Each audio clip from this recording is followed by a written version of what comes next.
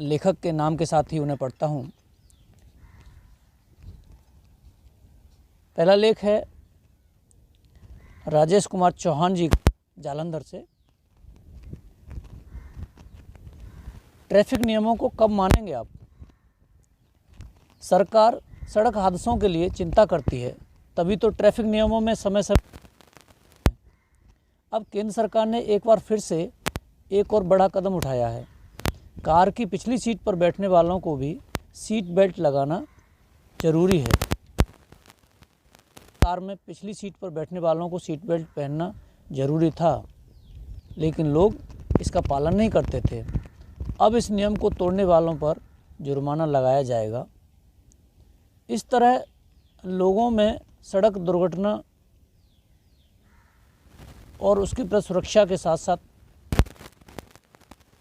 फैलाई जाएगी। सरकार ने वर्ष 2024 तक 50% सड़क हादसों को कम करने का लक्ष्य रखा है, लेकिन सड़क हादसों को कम करने के सरकार के प्रयास तभी कामयाब होंगे जब हमें अपने आप को भी जागरूक और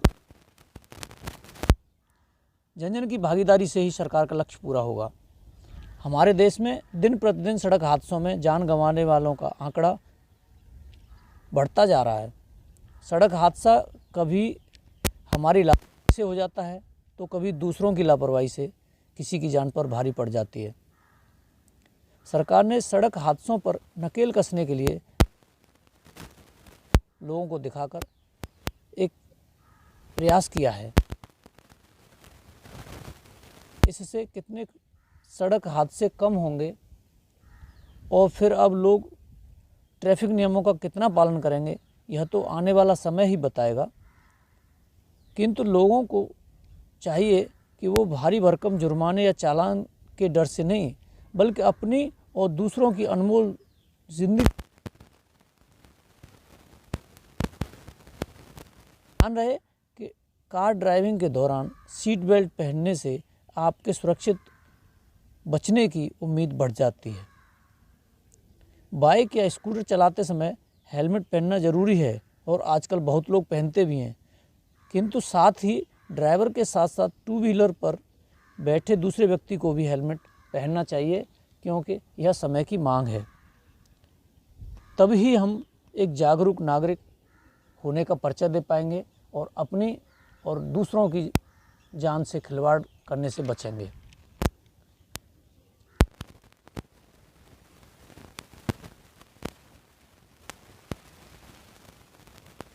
मित्रों, यह लेख है अमृता पांडे जी ने लिखा है नैनीताल से।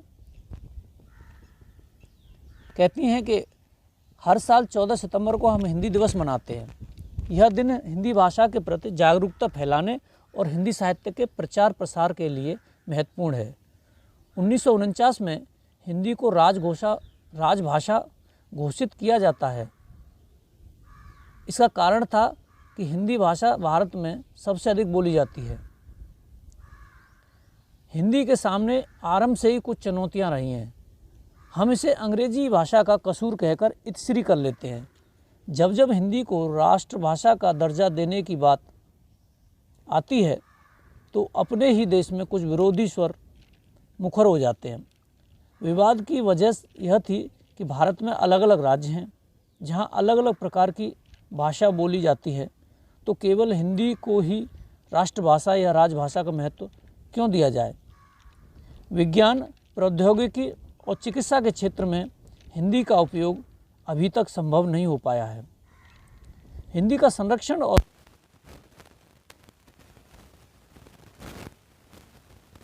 समाज अध्ययन और शोध से बचता है, उसे सब कुछ पहले से तैयार चाहिए। आज भी हम देखते हैं कि कोई भी अनुसंधान तुरंत देशी अंग्रेजी भाषा में अनुवादित हो जाता है, पर हिंदी में उसे आने में बहुत समय लग जाता है। आज हिंदी में उत्कृष्ट लेखन हो रहा है, ट्वीट हिंदी में किए जा रहे हैं, यह शुभ संकेत है। लेकिन कई बार हम देखते हैं कि हिंदी में लिखे बैनर, पोस्टर और आलेख आदि में कई तरह की अशुद्धियाँ होती हैं। एक एक अक्षर या मात्रा से ही अर्थ का अनर्थ हो जाता है। प्राथमिक स्तर से ही हिंदी का स्तर सुधरना आवश्यक है। आज कोई भी प्रपत्र हमें अंग्रेजी में भरना आसान लगता है बजाय हिंदी के, क्योंकि हमारी नींव कमज़ोर होती है।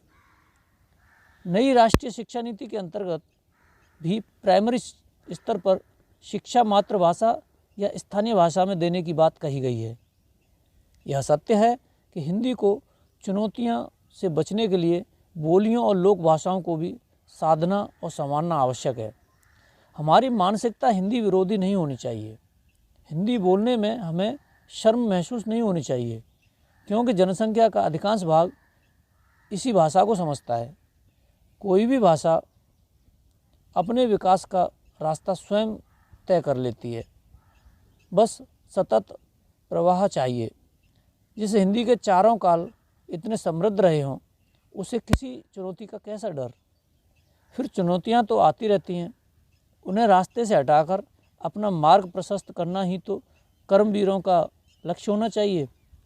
चुनौतियों के आगे संभावनाओं का विस्तृत संसार भी है।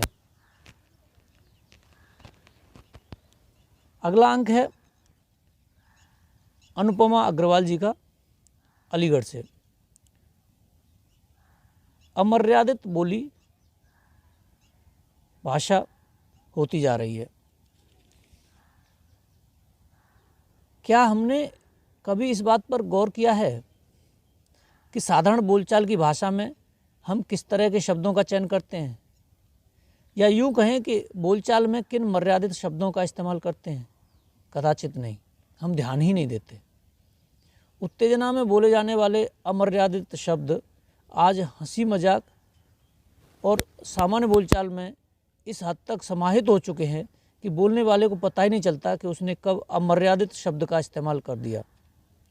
शिक्षित हो या अशिक्षित, पुरुष हो या महिला, युवा हो या बुजुर्ग, हर कोई बिना सोचे समझे कहीं भी अमर्यादित भाषा का इस्तेमाल करने में न तो हिचकिचाता है और न ही बोलने के बाद शर्मिंदगी महसूस करता है। गौर करने वाली बात यह है कि ज़्यादातर ये सभी शब्द नारी जाति को इंगित करते हैं। भाषा की विनम्रता मनुष्य का आभूषण है। यह जानते हुए भी आज बोलचाल की भाषा का स्तर बहुत गिर चुका है, जिसने छोटे बड़े के बीच मर्यादा की सीमा रेखा को लांघने के अतिरिक्त सम्मान की भावना को कम किया है। कभी मलहम का काम करने वाली भाषा आज शूल का रूप ले लेती है। इसका प्रत्यक्ष प्रमाण हाल ही में नोएडा में देखने को मिला, जहां एक पढ़ी लिखी महिला ने चौकीदार के साथ अभद्रता करके उसके खिलाफ अमर्यादित शब्दों का इस्तेमाल किया। राजनेताओं की एक दूसरे के खिलाफ अमर्यादित टिप्पणी तो हम आए दिन देखते रहते हैं, सुनते रहते हैं। बोलचाल के गिरते स्तर को देखते हुए प्रधानमंत्री भी आमजन से भाषा की शालीनता बनाए रखने का आग्रह करते रहते हैं। हम सभी का जिम्मेदारी है, नैतिक कर्तव्य है कि अपने आसपास, समूहों में, परिवार में, बस्ती में भाषा के इस्तेमाल पर चर्चा हो। कर्तव्य बनता है कि हम स्वयं को अमर्यादित शब्दों के इस्तेमाल से बचाएं और बचें भी। साथ ही अपने आसपास के लोगों से भी शालीन शब्दों के इस्तेमाल करने का आग्रह करते रहें। मित्रों, अभी आपने कुछ अंक पढ़े सुने। इसके आखिर में आपको एक बहुत ही आकर्षक विषय पर एक नई जानकारी देता हुआ एक अंक प्रस्तुत कर रहा हूँ। मूंछों वाले कप। मित्रों, क्या आपने मूंछों वाले कप का कभी चर्चा सुनी है?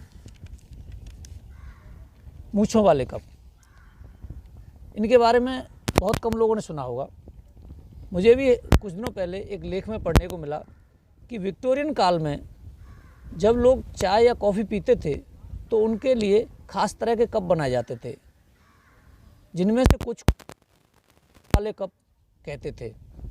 दरअसल उस समय ब्रिटेन में मूंछों को एक शान के तौर पर देखा जाता था।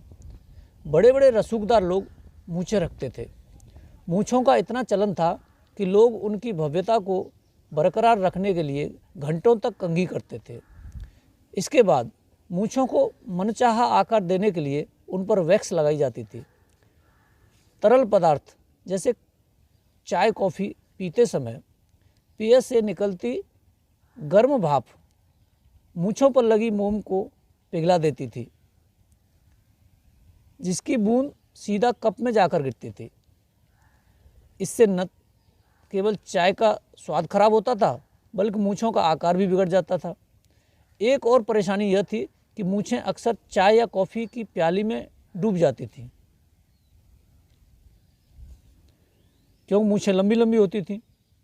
लिहाजा इस परेशानी से निजात पाने के लिए तरीके खोजे जाने लगे, तलाशे जाने लगे।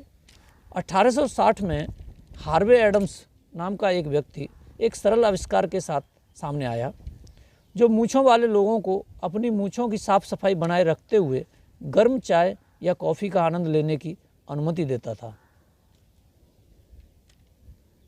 उन्हीं के दिमाग की उपज थी मूँछों वाले कप, जो वास्तव में एक साधारण कप की तरह ही दिखता था। प्लेटफॉर्म सा होता था, एक ढक्कन सा होता था जिसे बॉर्डर कहते थे। इस कप में चाय पीते समय व्यक्ति अपनी मूँछों को गर्म भाप से बचा सकता था और मूँछें भी चाय में नहीं डूबती थीं। उस वक्त इस खोज को इतना पसंद किया गया था कि जल्द ही इस तरह के कपों का उपयोग न केवल ब्रिटेन बल्कि अन्य यूरोपीय देशों में होने लगा। मिट्टी के बर्तन बनाने वालों ने भी लोगों की डिमांड पर मूँछों वाले कप बनाने शुरू कर दिए। 1930 के दशक तक बड़ी बड़ी मूँछों का चलन धीरे धीरे फैशन से बाहर होने लगा और इसके साथ ही मूँछों वाले कप भी मांग में गिरावट आने लगी।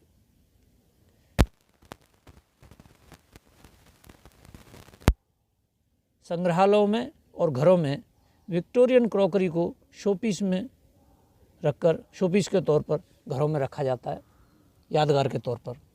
मित्रों, इस अंक में आपने सुने कुछ लेख जो भिन्न भिन्न विषयों पर थे, उनकी रोचकता और जीवन में उपयोग